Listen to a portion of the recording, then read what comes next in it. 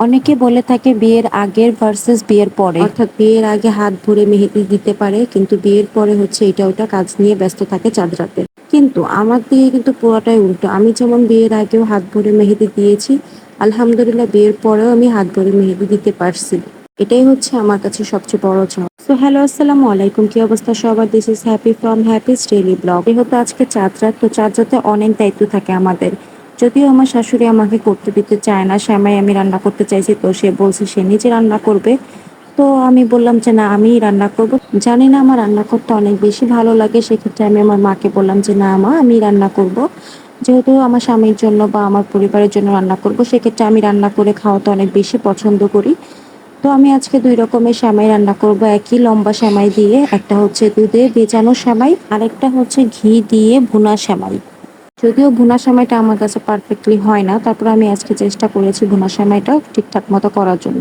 প্রথমে আমি যে চাল করা দুধ রেখেছিলাম সেখানে আমি হচ্ছে দারচিনি এলাচি দিয়ে দিব। এরপর হচ্ছে চিনি দিয়ে দিব। চিনি যার যার পছন্দ অনুযায়ী দিতে পারবেন। এরপর ভেজে রাখা যে সেমাইগুলো ছিল সেই সেমাইগুলো দিয়ে দিব। সেমাইটা যখন একটু হয়ে আসবে তখন নারিকেল, বাদাম, কিশমিশ একসাথে দিয়ে দিব। যখন ঘন হয়ে আসবে তখন একটা বাটিতে ঢেলে নেব।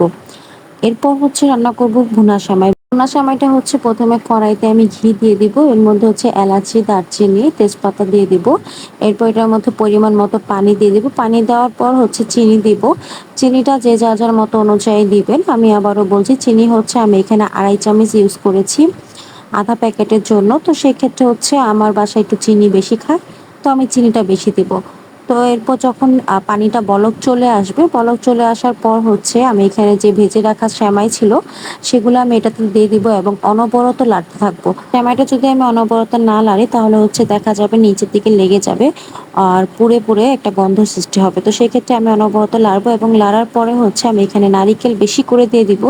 যেহেতু এই সেমাইটা আমার হাজবেন্ড অনেক বেশি পছন্দ করে এবং আমার শ্বশুরও অনেক বেশি পছন্দ করে, তো তাদের জন্য মূলত হচ্ছে এখানে বেশি করে নারিকেল দেওয়া। নারিকেল দেওয়ার পর এটার মধ্যে আমি হচ্ছে বাদাম আর কিশমিশ দিয়ে দুটো একসাথে নাড়াচাড়া করে যখন পানিটা শুকিয়ে আসবে তখন হচ্ছে এটা আমি একটা বাটিতে ঢেলে নেব। যেহেতু সেমাইটা এখন গরম অবস্থায় আছে, তো সেক্ষেত্রে একটু নরম নরম দেখাচ্ছে, বাট যখন এটা ঠান্ডা হয়ে যাবে তখন হচ্ছে এটা একদম পুরো ঝরঝরা হয়ে যাবে। তো আমি এর আগেও রান্না করেছিলাম, তখন আমার পারফেক্টলি হয় নাই, বাট আজকে আলহামদুলিল্লাহ একদম পারফেক্টলি হয়ে গেছে। দেখেন খুব সুন্দর একটা ঝরঝরা সেমাই হয়ে গেছে। আজকের ব্লগটা এখানেই শেষ করছি। সবাই ভালো থাকবেন। আল্লাহ হাফেজ।